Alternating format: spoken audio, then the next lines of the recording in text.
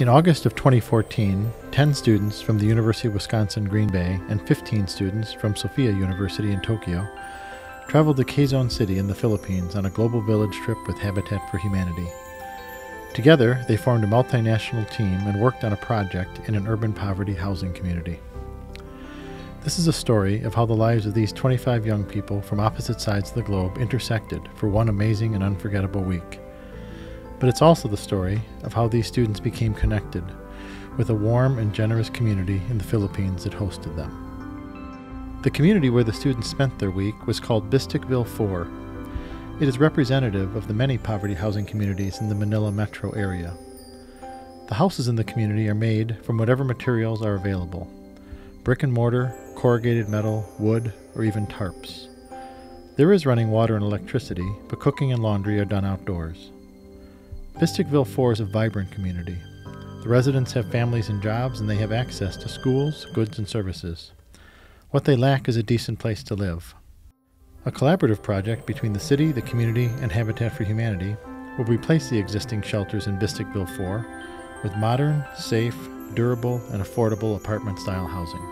What I remember most about my trip is digging holes, and how the holes that we dug would become the foundations for someone's home where they would create their lives and grow up and come back from school every day and just be with their family in a place where they can have a roof over their head. The week's work for the students consisted of digging foundation holes, making metal frames for support columns, mixing concrete, and then moving it with bucket lines so that it could be poured into the holes to form the building foundation. The work was hard and manual. The tools the students used were primitive: sharpened metal bars, hand shovels, hacksaws, and buckets. Many days there were downpours that required the students to bail all the water out of the foundation holes before they could continue digging. The students were drenched every day, either from rain or sweat or both. But they persisted, and over the course of the week, the framework of a building rose from the ground. On Community Day, we all had kind of a host family who took us in, and the kids in my host family made me this bracelet. Seems like a small little gesture, but it meant the world to me because, they love these things. They make them for themselves and their friends, so that was awesome. And a different girl that I became close with, her name is Joyce, she made me this. Each day at the worksite, the students were in the constant presence of the children of the community. When the students took breaks from their labor, the children coaxed them into drawing pictures, playing games of tag or hand clapping, or posing for cell phone selfies with them.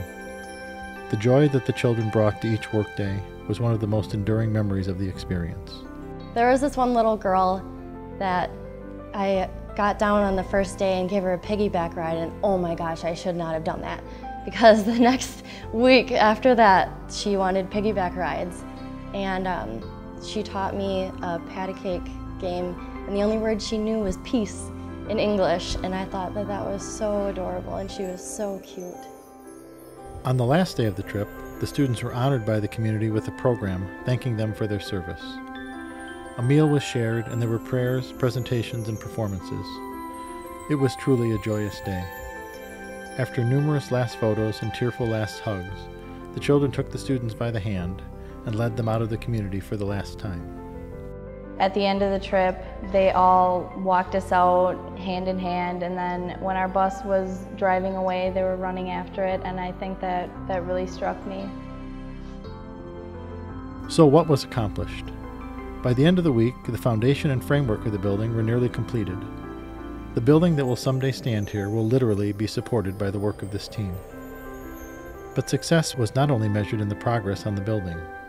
25 students from opposite sides of the world formed deep friendships in their week together, and everyone deepened in their understanding of poverty housing in the Philippines, housing conditions that, sadly, are typical in many parts of the world. It won't be the visions of poverty that will shape the memories of this incredible week, however. Rather, the lasting memories will be of the experiences that were shared and the friendships that were forged, all within the embrace of a joyful, caring, compassionate, and grateful community. It was never really about digging holes.